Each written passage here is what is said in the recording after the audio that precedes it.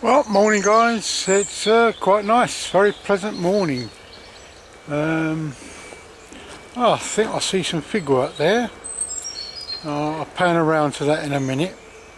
Yeah, it's going to spend a couple of hours out here today, hoping to find a few things and have a bit of a chit chat later, have a wander around, see what's been going on in these woods, and tell you all about my trip to the Lake District last weekend, which was very fine and very good. Anyway guys, I'll catch you a little bit. I'm just going to have a wander. Well, at the end of this video you'll see another picture of this particular plant, but not of this species of plant which I took up in the Lake District. This is known as figwort. I can't remember whether Ben said it was an edible. I think it has a medicinal use. But anyway, that's it. That's figwort for you. I might even pop the Latin name underneath. Anyway, as I pan around, you got a little bit of some trees coppicing out there. It's wonderful. It's wonderful. Got some crane's bills up on the top there, the little pink flowers, and right up the top there, some red poppies. They're trying their best to get this seeded out, planting wildflowers and what have you, but people keep climbing up that bit. You can just about see the path. Anyway guys, let's have a wander. There's a little doggy in the distance. He's been eating the grass as he wants, as he has a want to. Some wonderful plants here. Some beautiful. It's beautiful. It's a lovely late spring morning. There's a bit of ponticum there. The dreaded rhododendron. Don't particularly like it myself. It's a bit invasive, and Kent Highwall Project are doing their best to eradicate it from this woodland, and I wish them the best of luck. They do that, and the same with the laurel as well. Now I'm going to have a wander and see what goes on. Well, you can just see through their lake. Is through there. And this is willow, and I'm going to get a piece of this for a demonstration. And I've just seen a piece that I think might be suitable, and it's that long piece there. I'll need to stick anyway for a project later on in a few weeks time, but anyway, I'm just going to go and get it and then we'll take it from there. It's rather a nice standard willow. This plenty of long things. The great thing about willow is you can cut it, poke it in the ground, and invariably it will take root. And it's a very versatile little tree, as you will see in a little while. Well guys, I'm going to settle here for a while, get on with my project and just enjoy a brew and a chat. But I'm just going to enjoy this beautiful sunny day. I'm on the edge of the woodland that I haunt frequently, which is behind me. I'll pan back around. Now take note, I shan't be coming out here for very often, because what you see now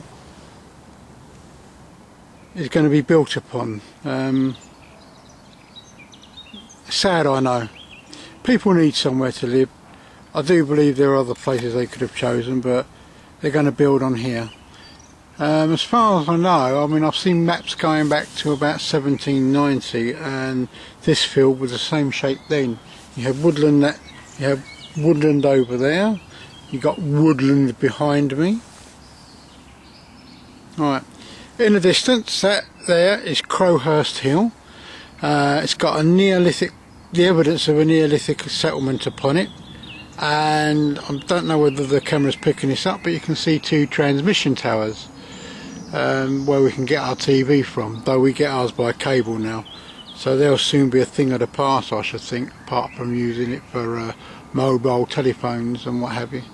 It's beautiful up here. It's a really nice day. There's the latent evidence of mustard growing, the little yellow flowers. It ain't rapeseed, the little yellow flowers. This is definitely mustard. It's beautiful.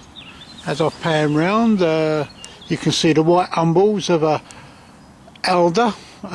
There's oak, ash, obviously sweet chestnut, as this is the remnants of a sweet chestnut coppice, and it's absolutely beautiful. So without further ado guys, and I'm going to sit back and chill out for a bit and prepare the projects that I'm going to have a go at. Right guys, got my brew made, got a dock leaf, talk about more about this in a bit. A couple of things you can do with the dock leaf, apart from the obvious, and but now I harvested this a bit earlier. It's a long piece of willow. I'm going to get a couple of things out of it. I want a small Y stick which I want to carry back with me. It's for a project I've got coming up in a couple of weeks. The whole stick will prove to be fortuitous for this. So first of all I want to cut the Y off. So what I'll do is I'll cut out a rose cut. So basically the rose cut is lots of tiny cuts going around.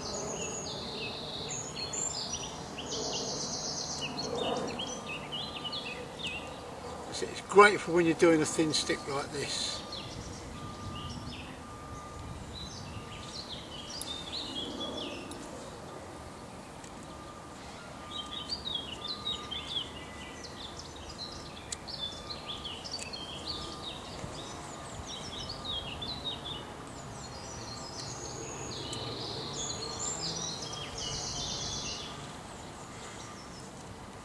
Using a trusty jack-claw again. This came in very useful over the weekend. Here we go.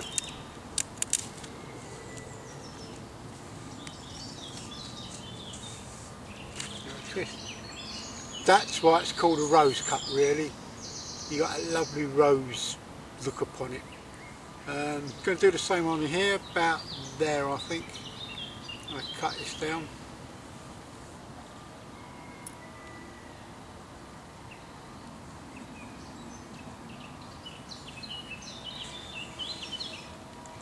Good weekend away guys, really good weekend away.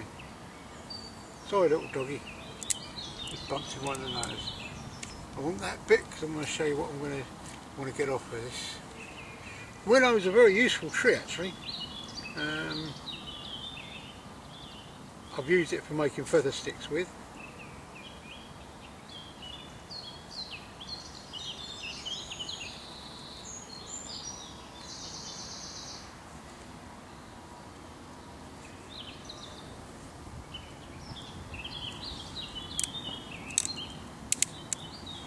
Right, basically this is just going to be a stick that can poke into the ground and support another stick across the top.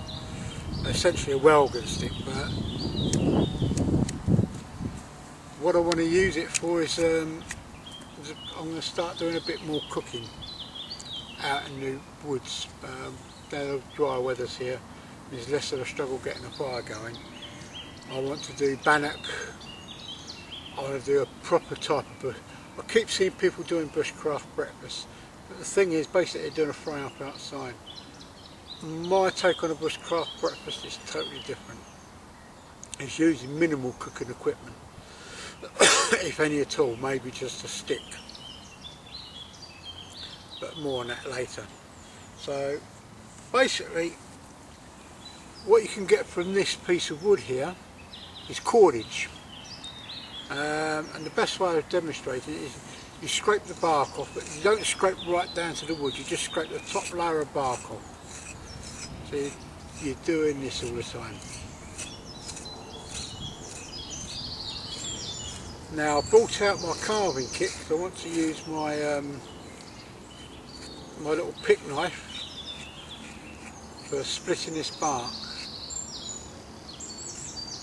Now most people will take out a bit of 550 paracord, or my favourite piece of cord is, if I do take any out, is jute twine, partly because it's biodegradable, and if it's undyed jute twine you can use it for binding your meals together. More of that in another video, and I'll be explaining the use of the dock leaf in that. So I'm just going to be quietly scraping away here for a bit. And turn it around. I watched a lovely video this morning, whipping through YouTube, and in a little village in Kent called Smeeth, back in 2005, a chap was videoed. He was basically the last rake maker in the country, and they've been making rakes in this workshop from ash since 1879. Wonderful to watch this guy work. Unfortunately he's passed on now. He looked quite poorly in the video, and it was wonderful to watch him work to make these ash rakes.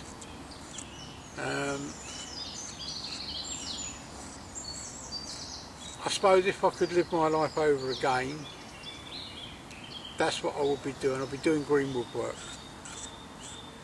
I love my baking career, and I wouldn't swap it for the world, but I am drawn to the idea of doing green woodwork. Right. We've got the reason why you scrape the outer part of the bark off is primarily, though I've gone a bit bananas in places, is when it dries it stops it from cracking up and splitting. Right, now if I get my Ben Orford knife and you basically run it down,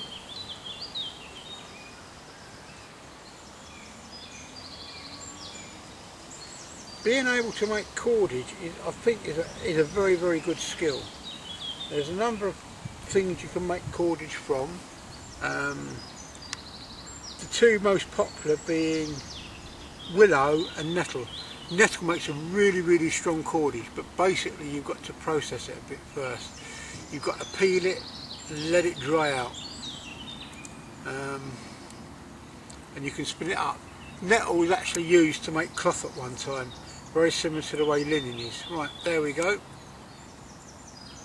I've got a use for that. I'm going to make some skewers from it.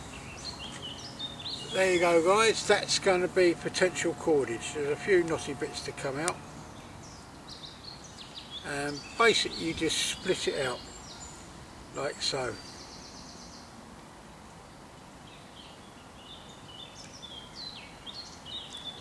And if you learn your constrictor and clove hitch, you shouldn't have much problem in binding an end of a stick together.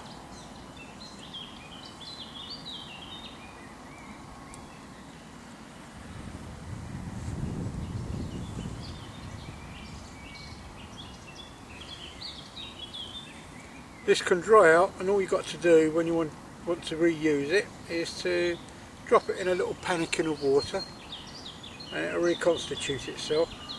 In fact, invariably it comes out just a little bit stronger than it was before. It's great, it's great. Now, knowing how to do this, to my mind, is very important, because you know, this is the art of what we call bushcraft. It isn't taking kit out with you.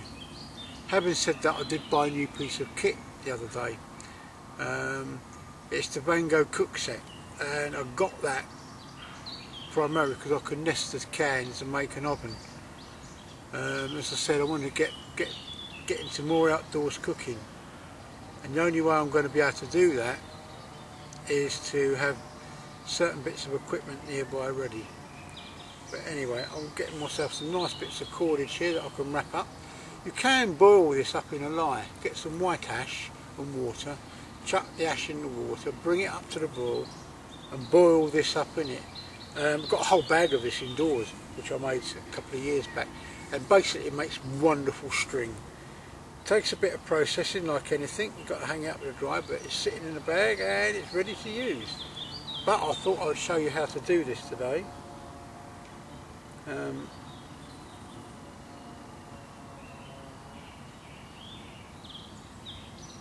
There we go. Splitting a bit more down. Anyway guys, I'm going to turn off for a bit. I'm going to have my brew, and then when I come back I shall be talking about my trip to Cumbria.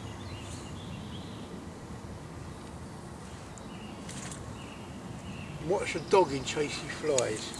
Oh, it's funny, he keeps trying to catch flies. Anyway, see you in a minute guys.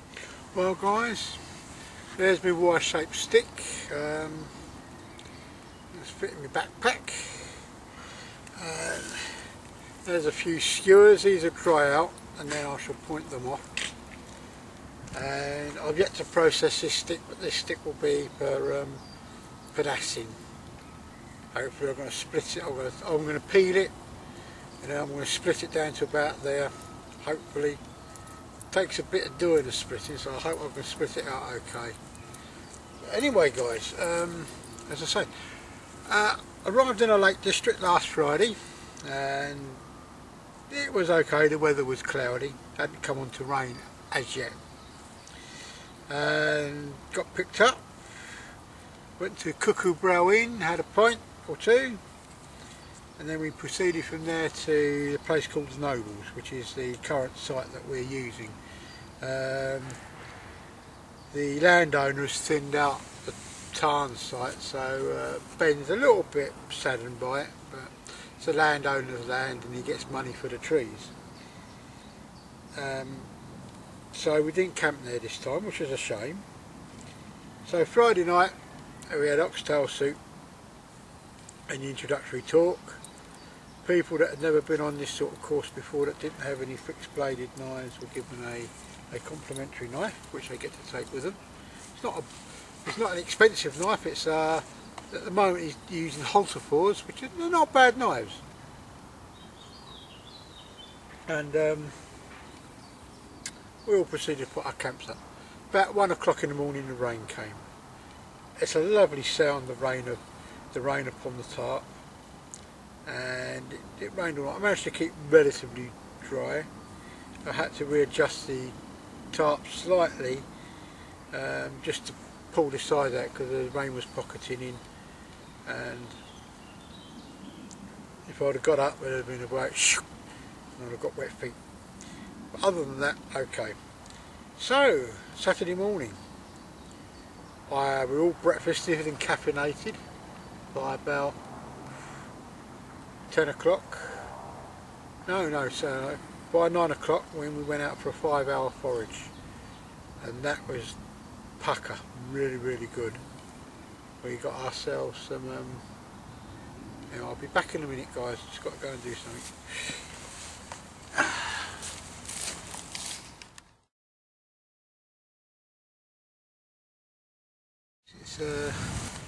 I didn't realise how busy it would be along here.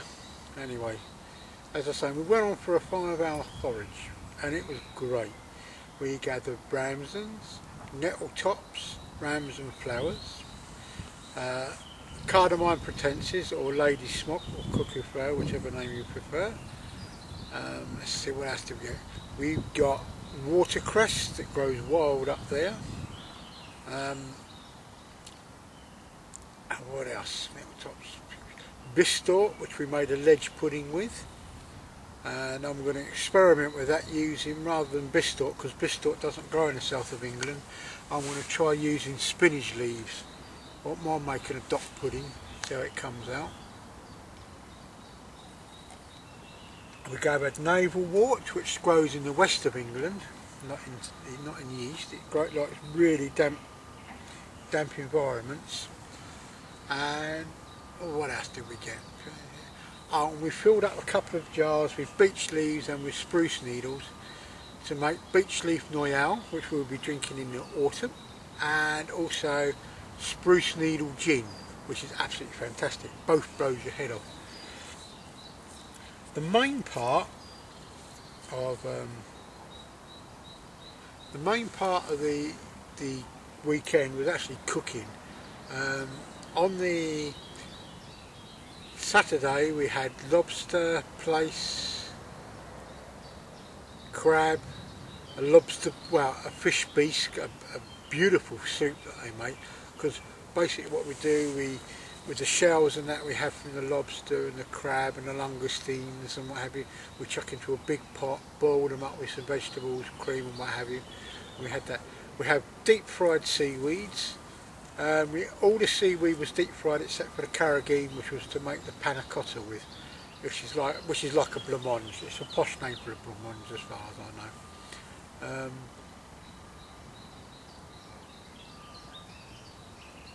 A very interesting time cooking, and it was quite a mellow evening.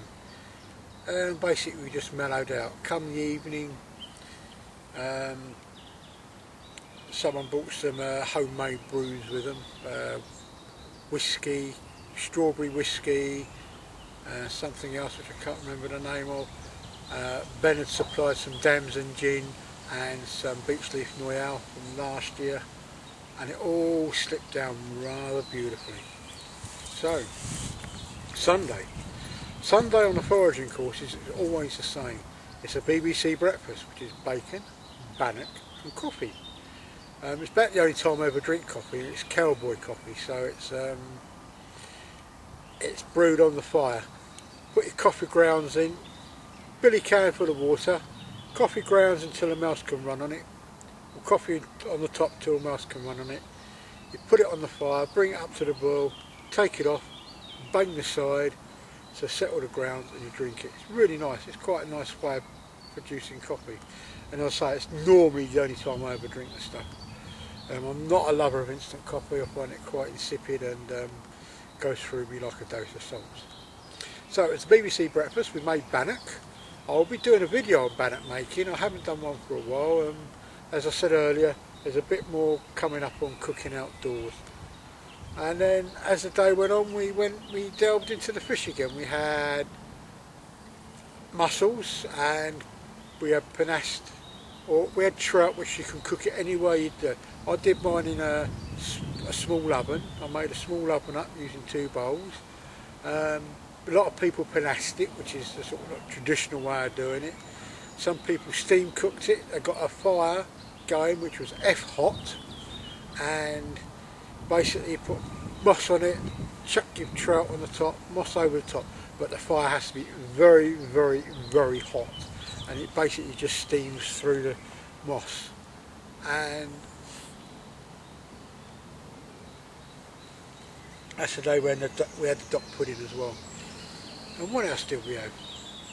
I think that was about it. It was just a very long sort of drawn breakfast on the Sunday is always long and drawn out, because people are obviously getting around the fire cooking their bacon and their bannock. Lovely way to cook bannock. I did mine as I normally do in a small pan on the fire, then propped up in front of the fire. And this year I didn't embarrass myself. I didn't burn it. Small bit of foraging on the Sunday, just to get a few materials like I've done today. Some willow wands to make with a panacin. And other than that, it's just a bloody good weekend. It gives you a focus as well. It refocuses your thing about bushcraft. This whole thing about getting out and playing in the woods, you know, and foraging and crafting. So I've got cordage here. This is my cordage. Okay, it might not seem a lot, but it's adequate for what I need. Thin sticks. These are bending as they dry up, but they should dry out okay. And use them as skewers. And oops, sorry, doggy. And a long stick, which I'm going to split out, and I'm going to use this for panacin. And that'll be obviously in a few weeks' time. But for now, guys, I'm going to settle back, finish doing a few things. By the way, this what I've got in my hand is a stem from a dock leaf, and you peel it, which I'm going to do, and it tastes very, very much like green tomato. Okay, you need to peel a lot of it to make anything substantial, but you can chuck it into a bit of an impromptu salad, or as you're sitting here as I am, you can make a salad. Oh yeah, I was going to mention the dock leaf.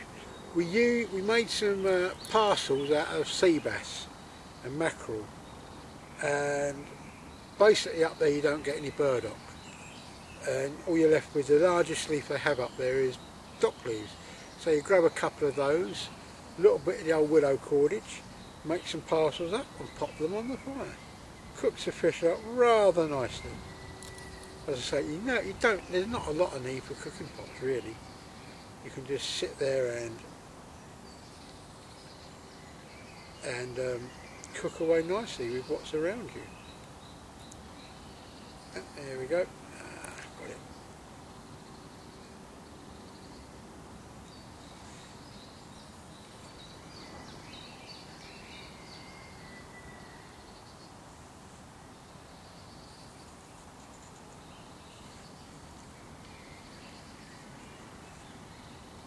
Yep, definitely green tomato. Anyway guys, I'm going to turn off now. I'll finish my brew and hopefully catch a deer or two. So I very much doubt it, there's a lot of noise down there. It might put them off a bit. And make my way back. And I'll see you guys in another shoot. Bye bye.